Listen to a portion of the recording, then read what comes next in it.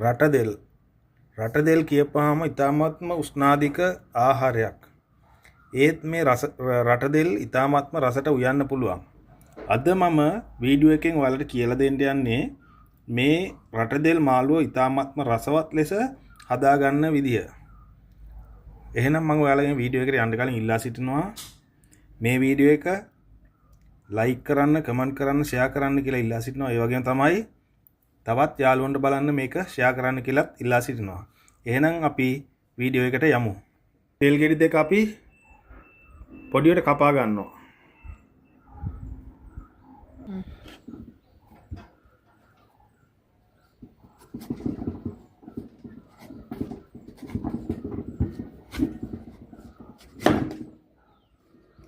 එතකොට මේ හොඳට පැහිච්ච තෙල් ගෙඩි දෙකක් තමයි තියෙන්නේ.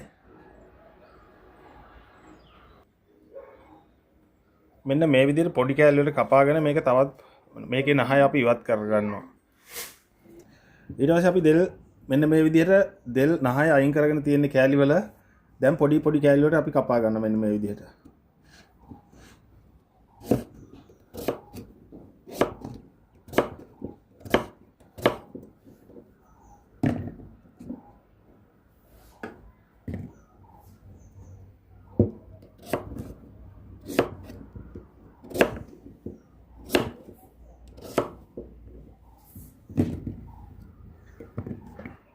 අපි දෙල් ගෙඩි දෙක මෙන්න මේ විදිහට කපාන ඉවරයි.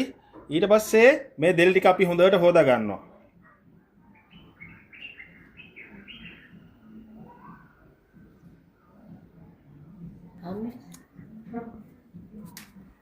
මේ දෙල් මාළුව හදන්න මම අරන් තියෙනවා අමු මිරිස් කරාල් 3යි, කරපිංච ස්වල්පයක්, ක්‍රම්පේ ස්වල්පයක්, තක්කාලි ගෙඩි දෙකක්, බීලුණු ගෙඩියක්, සුදු මේ තලාගත්ත සුදු ලුණු ස්වල්පයක්.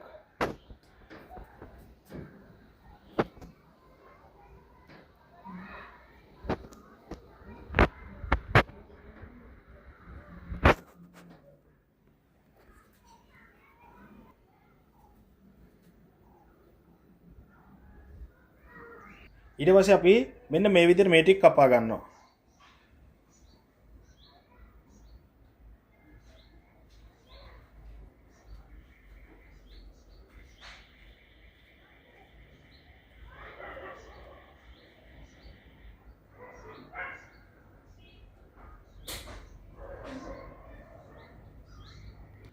අපි දැන් මේ දෙල් මාළුවට එකතු කරනවා මිරිස් කුඩු හැඳි 3ක් දානවා. 3-5 කුඩු හැඳි අපි දානවා 2ක්.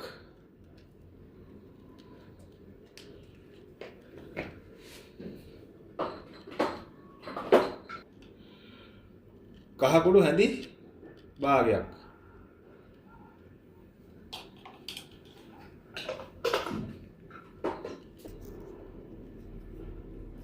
උළුහාල් ඇට කිහිපයක් දානවා.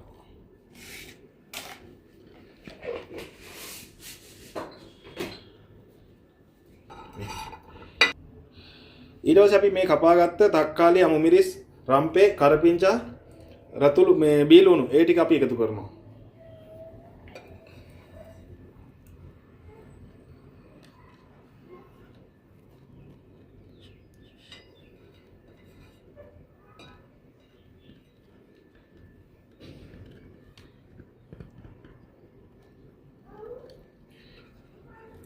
අමු මිරිස් ටික එකතු කරනවා මෙන්න මේ විදිහට ඊළඟට.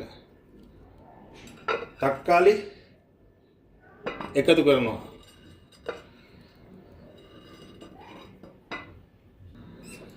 ඊට පස්සේ කරපිංචා,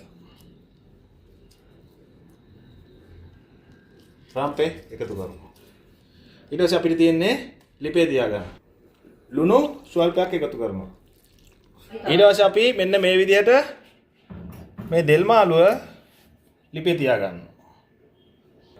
මෙන්න මේ විදිහට දෙල් කරිය අපි ලිපේ තියාගන්නවා විනාඩි 10ක් විතර ලිපේ තියාගන්නවා හොඳට දෙල් ටික තැම්බෙන්න.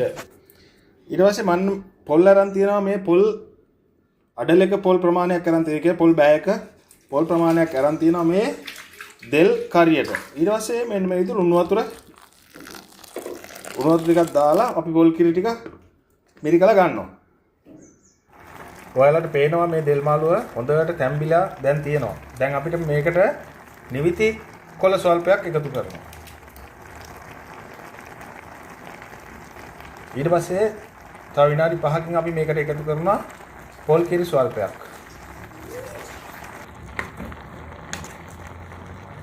මෙන්න මෙහෙම කලවම් කර ගන්නවා අපි දැන් දාපු නිවිති ටික.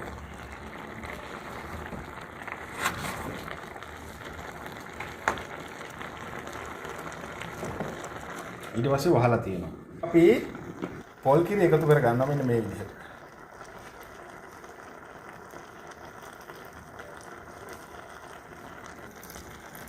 මෙන්න මේ විදිහට අපි පොල් කිරි එකතු කර ගන්නවා.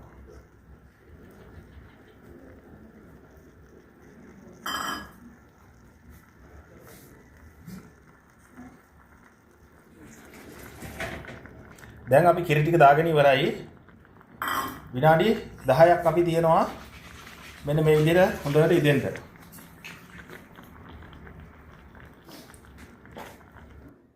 මේ තියෙන්නේ ඊ타මාත්ම රසවත් ලෙස හදාගත්ත දෙල් කරිය. ඒ වගේම තමයි මේ වීඩියෝ එක යාළුවන්ටත් බලන්න ෂෙයා කරන්න කියලා මම ඔයාලගෙන් ආදරෙන් ඉල්ලා සිටිනවා.